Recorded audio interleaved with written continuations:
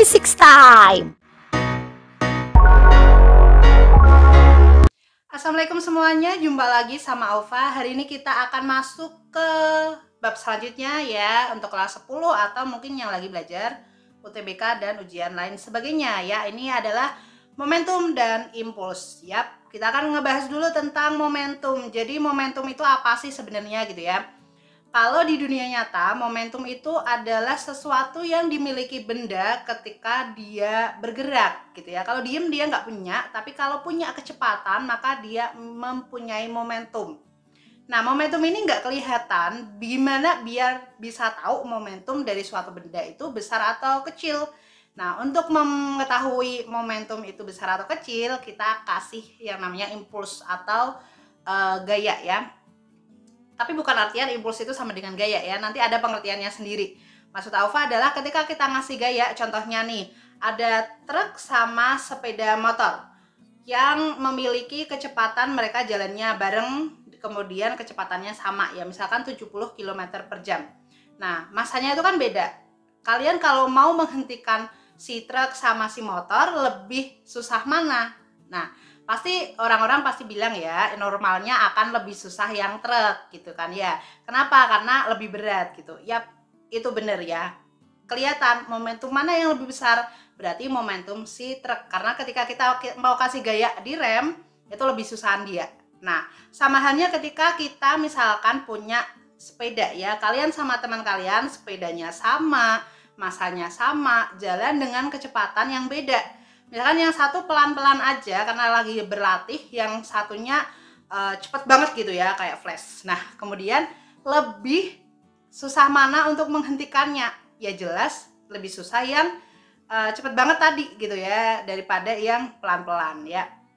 That's why ketika lebih cepat maka momentumnya akan kelihatan lebih gede. Bukan kelihatan sih, emang momentumnya lebih gede gitu ya. Nah, so ini dia, momentum itu dipengaruhi oleh massa dan kecepatan. Jadi pengertian fisikanya seperti itu ya. Karena tadi momentum itu bergantung sama massa dan kecepatan gitu ya. Jadi di fisika momentum itu artinya kurang lebih seperti ini ya. Jadi hasil kali massa benda dengan kecepatan gerak benda. So kita bisa tulisin momentum itu lambangnya P, massa kali V ya. Oke, V itu kecepatan. Nah, ini dia keterangannya, di mana P itu momentum, satuannya berarti kilogram meter per second bener. Kemudian M-nya massa, kilogram, V-nya kecepatan meter per second ya. Boleh nggak sih nggak satuan SI? Better kalian pakai yang satuan SI.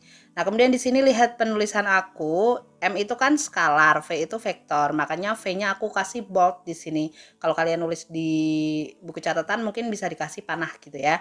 Nah, makanya P itu dia vektor ya. Jadi momentum itu adalah besaran vektor. Ketika nanti mau ada soal yang menggunakan vektor ya, kalian jumlahinnya harus secara vektor ya, berarti kalian harus buka lagi bab kalian tentang vektor ya, buka lagi catatan kalian. Oke, gitu doang sih momentum. Kita langsung ke contoh soalnya aja ya.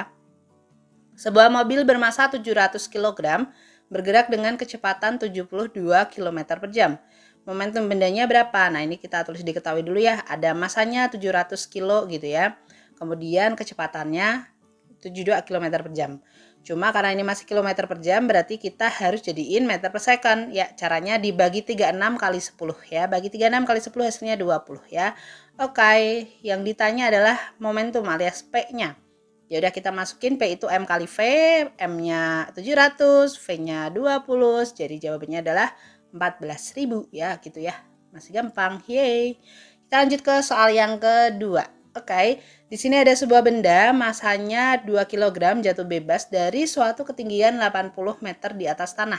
Besar momentum ketika benda sampai di permukaan tanah adalah, oke, ini percepatannya 10 ya. Yang diketahui dulu ya, kita selesaiin. Diketahui ada masanya 2 kg.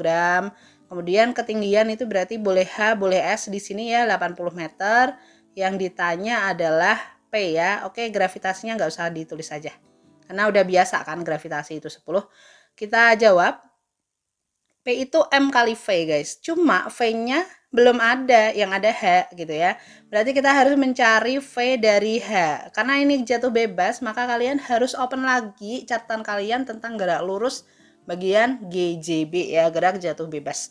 Oke, kalau forget ya, dari 3 rumus tentang gerak lurus berubah beraturan GLBB gitu ya, berarti ada 3 rumus yang hubungannya antara V sama H atau S, kan tadi aku udah bilang. Kita akan memakai ya yang mana? Ya, rumus kedua ya. Coba kalian buka lagi rumus kedua, itu ada VT kuadrat sama dengan VO kuadrat plus 2AS gitu ya. Dimana S-nya ini adalah jarak yang ditempuh alias di sini ketinggian. So, karena dia gerak jatuh bebas berarti V0-nya 0, A-nya itu searah dengan gravitasi ya. Jadi G. Kita tulis saja ya. Jadi GH gitu ya. Ini dia rumus untuk yang GLBB bagian GJB gitu ya. Nah, VT-nya sama dengan 2 kali 10 kali 80 gitu ya. 2 16 00 gitu ya. Berarti akar 16 itu 4, akar ini berarti 10 ya. Jadi 4 kali 10 hasilnya adalah 40 gitu. Oke, baru kita masukin. Ini adalah V ketika sampai di tanah. So, masanya adalah 2 kali 40, jadi jawabannya adalah 80 ya. So, itu dia si B ya. Oke, ini dia contoh yang kedua gitu ya. Untuk yang contoh selanjutnya akan aku pisah di video berikutnya ya. Stay tune aja pokoknya, karena soal habis ini itu nyangkut tentang vektor ya. Gimana sih momentum dihubungin sama vektor? So, kalian harus tonton video habis ini. Sampai jumpa ya di video selanjutnya. See you next time. Assalamualaikum warahmatullahi wabarakatuh.